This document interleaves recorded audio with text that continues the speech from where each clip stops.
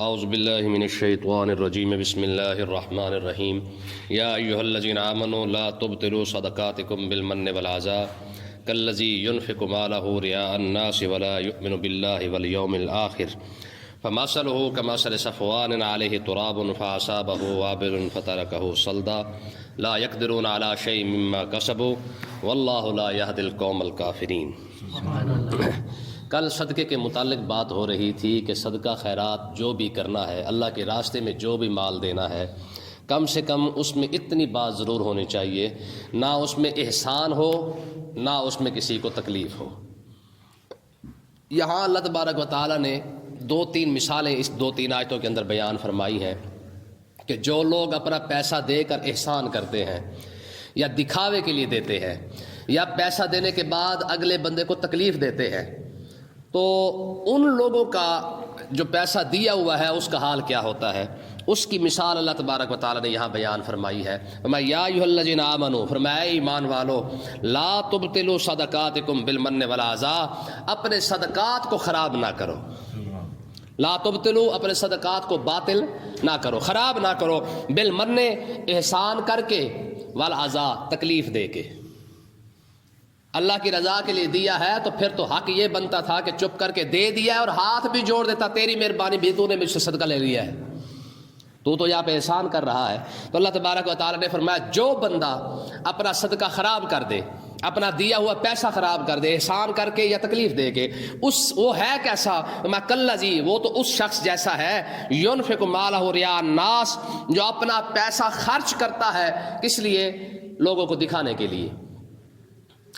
اور وہ بندہ کیسا ہے؟ فرمایا ولا یؤمن باللہ، فرمایا اس کا اللہ پر ایمان نہیں ہے۔ جس بندے نے دکھاوے کے لیے پیسہ خرچ کیا ہے، احسان کرنے کے لیے پیسہ خرچ کیا ہے، فرمایا رب پر ایمان ہوتا تو کبھی بھی کم سے کم دکھاوے کے لیے پیسہ خرچ نہ کرتا۔ والیوم الآخر، نہ اسے قیامت کے دن پر ایمان ہے۔ اگر اسے یہ دو باتوں کے اس کے دل کے اندر ہوتی نا کہ میرا رب مجھے دیکھ رہا ہے، اگر اس کے دل میں یہ بات آ جاتی کہ یار قیامت کے دن بھی میں نے اٹھنا ہے، اگر اس کے دل میں ایمان، قیامت کا ایمان اور رب کا خوف ہوتا تو کبھی بھی احسان کر کے کسی کو صدقہ نہ دیتا۔ اب بتائیں ہمارے کتنے عمل ہیں جو خاص ہم کرتے ہی لوگوں کو دکھانے کے لیے ہیں، ہمارا محض مقصد یہ ہوتا کہ لوگ کیا کہیں گے، یہی بات ہوتی ہے نا۔ ہماری خوشی دیکھ لیں، ہمارے غم دیکھ لیں، سب کچھ دیکھ لیں۔ فرمایا کہ جو بندہ احسان کر کے صدقہ دے رہا ہے، جو بندہ تکلیف دے کے صدقہ دے رہا ہے یا ریاکاری کی وجہ سے دے رہا ہے، اس کا اللہ پر ایمان نہیں ہے، رب کے لیے تو اس نے دیا ہی نہیں ہے، اسے قیامت کے دن پر بھی اس کا ایمان نہیں ہے۔ اگر اسے قیامت کے دن پر ایمان ہوتا تو اپنا صدقہ خراب کر دیتا۔ فمثلہ، اس کی مثال ایسے ہے کمثل صفوان علیہ تراب۔ اب ذرا رب کی مثال دیکھیں، فرمایا جیسے پتھر ہو اور علیہ تراب، اس پتھر کے اوپر مٹی جم جائے، فاصابہ وابل، اور کوئی بندہ آ کر اس پتھر والی مٹی کے اوپر بیج ڈال دے اور یہ امید رکھے کہ یہاں سے فصل اگے گی، یہاں پہ جناب والا جب بڑی فصل کاشت ہو جائے گی تو میں آ کے کاٹوں گا اور مجھے بڑا منافع ہوگا۔ فرمایا فاصابہ وابل، جب وہ پتھر والی مٹی کے اوپر آ کے بیج ڈال جائے اور اوپر سے زوردار بارش آ جائے، فترکہ صلدا، فرمایا کہ صرف خالی پتھر ہی بچ جائے گا، بیج بھی ساتھ جائے گا، مٹی بھی ساتھ چلی جائے گی۔ کتنی بڑی بات ہے۔ اب ذرا مثال سمجھ آئیے کہ نہیں آئی؟ ٹھیک ہے۔ فرمایا کہ پتھر کے اوپر بیج ڈالنے سے کبھی فصل پکی ہے؟ ٹھیک ہے۔ لا یقدرون علی شیء مما کسبوا، فرمایا یہ لوگ جو کچھ بھی کما رہے ہیں قیامت والے دن ان کو کچھ نہیں ملے گا۔ جو بندہ اپنا صدقہ دیا ہوا، اپنا پیسہ دیا ہوا خراب کر رہا ہے، اس کی مثال تو ایسے ہے جیسے وہ پتھر کے اوپر فصل اگانے کی کوشش کر رہا ہے۔ اور بھائی پتھر پر فصلیں کب اگی ہے؟ تو اللہ تبارک و تعالیٰ نے ارشاد فرمایا جب پتھر پر فصلیں نہیں اگ سکتی ہیں، پتھریلی زمین پر جب تم فصل نہیں اگا سکتے تو کیا خیال ہے صدقہ دے کر تو قیامت کے دن تم اجر لے لو گے؟ تو اب دیکھیں، اب ہر بندہ اپنے اعمال کا مشاہدہ کر کے دیکھے کہ ہم جو کام کر رہے ہیں ہماری نیت کیا ہوتی ہے۔ تو اللہ تبارک و تعالیٰ نے فرمایا جو بندہ یہ کام کر رہا ہے، اپنے صدقے خراب کر رہا ہے، اپنا پیسہ دیا ہوا خراب کر رہا ہے، قیامت کے دن اسے بھی یہ امید نہ رکھ کے آئے کہ وہ جناب آگے جا کے اس کو فصل پکی ہوئی ملے گی، نہ۔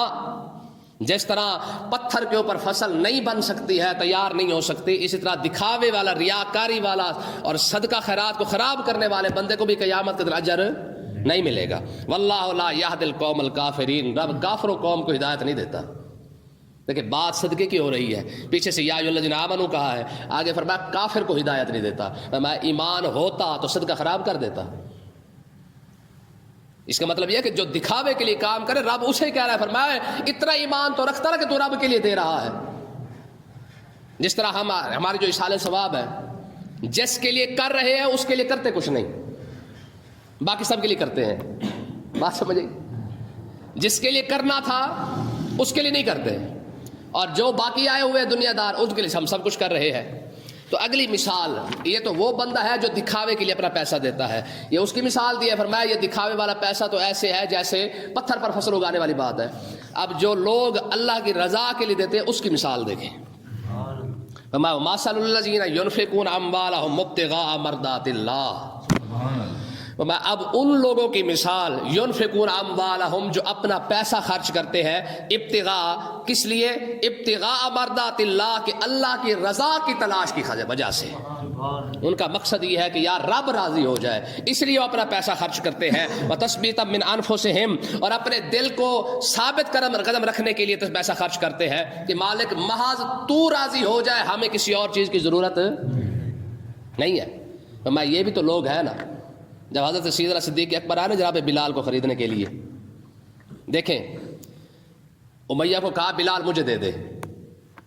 امیہ شاطر بندہ تھا، اس نے جب دلچسپی دیکھی نا صدیق اکبر کی، کہا میں تو اس کا 500 روپے لوں گا۔ کہا دے دیا۔ اس نے کہا نہیں ابھی بات نہیں بنی ہے، اب میں نے اس کا 1000 روپے لینا ہے۔ یہ میں مثال سے سمجھا رہا ہوں آپ کو۔ آپ نے فرمایا یہ بھی دیا۔ اس نے کہا نہیں میں نے 5000 روپے لینا ہے۔ آپ نے فرمایا چل 5000 بھی لیے، دیا۔ کہنے لگا جی آپ کے پاس غلام ہے وہ بھی ساتھ لوں گا۔ آپ نے فرمایا وہ بھی دیا۔ کہنے لگا غلام کی بیوی بھی ساتھ لوں گا۔ آپ نے فرمایا وہ بھی دی۔ سودا پکا ہو گیا، جناب بلال کو خرید لیا۔ امیہ کہنے لگا صدیق تو بہت بڑا بزنس مین ہے، کامیاب تاجر ہے، لیکن آج تو سودے کے اندر گھاٹا کھا گیا ہے۔ ایک ادنا سے غلام کی خاطر تو نے اتنا بڑا پیسے 5000 روپیہ دے دیا، ساتھ غلام دے دیا، اس کی بیوی بھی ساتھ دے دی ہے۔ صدیق اکبر نے کہا تجھے کیا پتا کہ ہیرا کہاں سے تراشا جاتا ہے اور کیسے کس کو پتا چلتا ہے؟ ٹھیک ہے، یہ تو مجھے پتا نا کہ بلال کون ہے۔ ٹھیک ہے جی، جب صدیق اکبر لے کے آئے نا آقا علیہ الصلوۃ والسلام کے پاس، حضور غلام حاضر ہے، تو صدیق اکبر کو حضور نے فرمایا صدیق اتنا بڑا سودا کلے کر رہا ہے، مجھے بھی تو ساتھ ملا دینا تھا نا،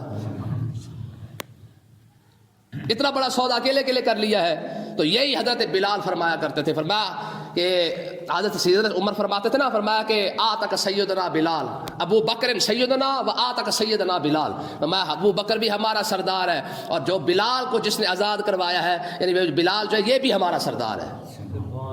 اور حضرت بلال پتہ کیا فرماتے تھے؟ فرمایا انا حسنۃ من حسنات ابی بکر۔ فرمایا خدا کی قسم صدیق اکبر کی نیکیوں میں سے ایک نیکی کا نام بلال ہے۔ انا حسنۃ من حسنات ابی بکر، حضرت بلال کہتے تھے کہ میں صدیق اکبر کی نیکیوں میں سے ایک نیکی ہوں۔ اب جس کی نیکیوں میں سے ایک نیکی بلال ہو، اس کی زیادہ نیکیوں کو کون پہنچے گا؟ یہ صدیق اکبر ہے۔ ٹھیک ہے نا جی، دیکھیں یہ شان ایسے تھوڑی ملتی ہے۔ حدیث پاک کے اندر آتا ہے، ہمارے بزرگ فرماتے ہیں کہ قیامت کا دن اللہ تبارک و تعالیٰ اہل ایمان کو سب کو اپنے دیدار سے مشرف کرے گا، سب کو اپنا جلوہ دکھائے گا۔ میں جب ساری قیامت دیکھ لے گی نا، میں جاؤ جنت کے اندر چلے جاؤ، اللہ تبارک و تعالیٰ صدیق اکبر کو روک لے گا، فرمایا تو رک جا، تو رک جا۔ صدیق اکبر کو روک لیا جائے گا۔ حضور نے فرمایا سارے اہل ایمان کو رب اکٹھے دیدار کروائے گا، صدیق اکبر کو اکیلے بلا کے اپنا دیدار کروائے گا۔ ایسے تھوڑی ہے، آج تک اسلام پر قرضہ نہیں چڑھا ہوا صدیق اکبر کا۔ ٹھیک ہے نا جی، فرمایا وہ لوگ جو اپنا پیسہ اللہ کی رضا کی خاطر جو خرچ کرتے ہیں، وتثبیتا من انفسہم، اپنے دل کی تصدیق کرتے ہوئے خرچ کرتے ہیں، ان کی مثال ایسے ہے کمثل جنت بربوۃ، فرمایا جیسے وہ باغ ہو اور باغ بھی اونچی زمین پر ہو، باغ ہو اور باغ بھی اونچی زمین پر ہو، اصابہا وابل، جب اس پر بارش آئے، فآتت اکلہا ضعفین، فرمایا ظاہر اونچی زمین ہو، بارش زیادہ جلدی پہنچے گی، تو فرمایا ایسے ہوتا ہے جب بارش آئے تو اس باغ کو پھل بھی اللہ تعالیٰ دگنا عطا فرما دیتا ہے۔ فَإِن لَّمْ يُصِبْهَا وَابِلٌ، فرمایا اگر زوردار بارش نہ بھی آئے، فطل، ہلکی سی پھوار بھی آ جائے، فرمایا اس پھوار کا فائدہ یہ ہوتا ہے دوسرے کو زمین کو پانی لگے نہ لگے، اس باغ کو ہلکی سی پھوار بھی مل جائے تو پھر بھی اللہ تعالیٰ سے پھل لگا ہی دیتا ہے۔ ٹھیک ہے نا، مطلب کیا ہے کہ اگر عمل کیا جائے محض اللہ کی رضا کی خاطر، محض اللہ کی رضا کی خاطر ہو، تھوڑا بھی ہو نا رب پھر بھی قبول فرما لیتا ہے۔ حدیث پاک کے اندر آتا ہے ان اللہ لا ينظر الى صورکم، اور رب تمہاری شکلیں نہیں دیکھتا، ولکن ينظر الى قلوبکم واعمالکم، رب یا دل دیکھتا ہے یا تمہارے عمل کو دیکھتا ہے۔